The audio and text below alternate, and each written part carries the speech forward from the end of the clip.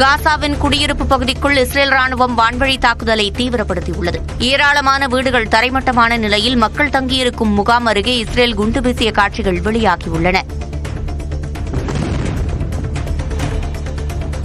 இந்தியர்களை ஜிபிஎஸ் உளவு பார்க்கிறதா என்பதற்கு டிஸ்கோ வித் கேஸ் நிகழ்ச்சியில் பதிலளித்துள்ளார் மூத்த விஞ்ஞானி தாவி வெங்கடேஸ்வரன்.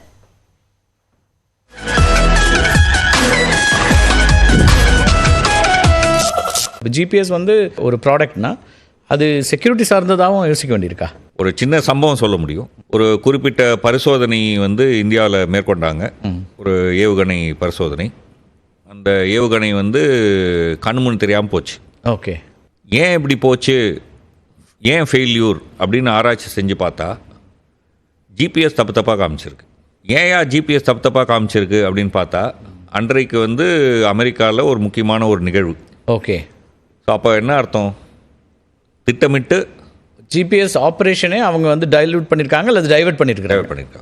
ஸோ அந்த ஒரு பின்னணியில் தான் இஸ்ரோ கிட்ட பெரிய செக்யூரிட்டி த்ரெட்டாக இருக்கும் போல இருக்கு. எஸ், அதனால தான் இஸ்ரோ கிட்ட இந்தியாவுக்கான நேவிகேஷனுக்கான ஒரு சிஸ்டம் உருவாக்குங்க அப்படின்னு சொல்லி நம்ம இப்போது அதில் போயிட்டுருக்காங்க.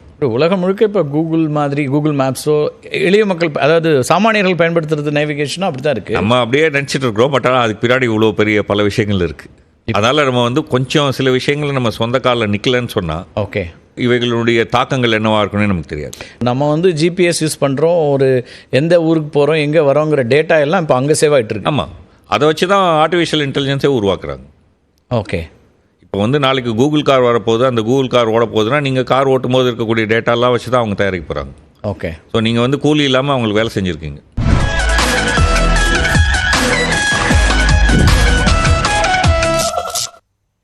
பிரேக் ஃப்ரீ பிரைம் டைமின் இந்த செய்தி தொகுப்பு நிறைவு பெறுகிறது. தொடரும் செய்திகளை வழங்குவதற்காக இணைகிறார் சிவரஞ்சன். நன்றி லாவண்யா.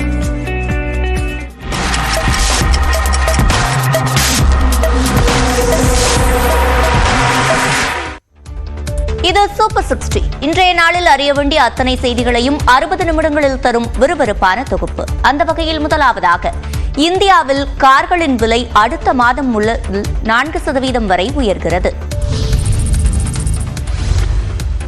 இந்தியாவில் ஏப்ரல் மாதம் முதல் கார்களின் விலை அதிகரிக்க உள்ளது. Maruti, Suzuki, Mahindra and Mahindra, Hyundai உள்ளிட்ட நிறுவனங்கள் பல்வேறு காரணங்களுக்காக கார் விலையை ஏற்ற உள்ளதாக அறிவித்துள்ளன.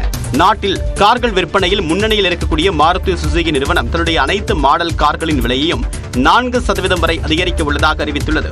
மூலப்பொருட்கள் விலை உயர்வு காரணமாக ஹூண்டாய் நிறுவனம் கார் விலையை 3% வரை உயர்த்த உள்ளதாக அறிவித்துள்ளது.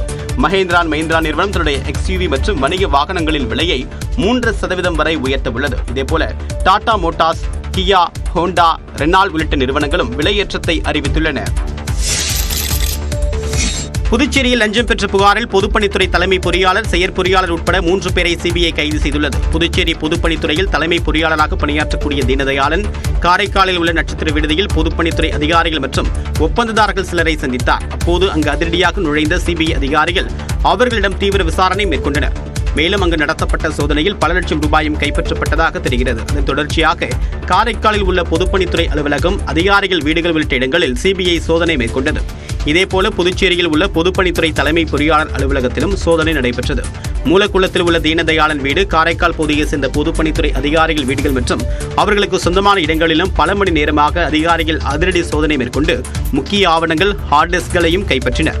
இதனைத் தொடர்ந்து சிபிஐ வெளியிட்டக்கூடிய அறிக்கையில் தலைமை பொறியாளர் தீனதயாளன், செயற்பொறியாளர் சிதம்பரநாதன் மற்றும் பொதுப்பணித்துறை ஒப்பந்ததாரர் இளமுருகன் ஆகியோர் கைது செய்யப்பட்டிருப்பதாக தெரிவித்துள்ளது. இதில் 2 லட்சம் ரூபாய் கொடுக்கப்பட்டதாகவும் சோதனையின் முடிவில் 73 லட்சம் ரூபாய் பறிமுதல் செய்யப்பட்டிருப்பதாகவும் சிபிஐ தெரிவித்துள்ளது.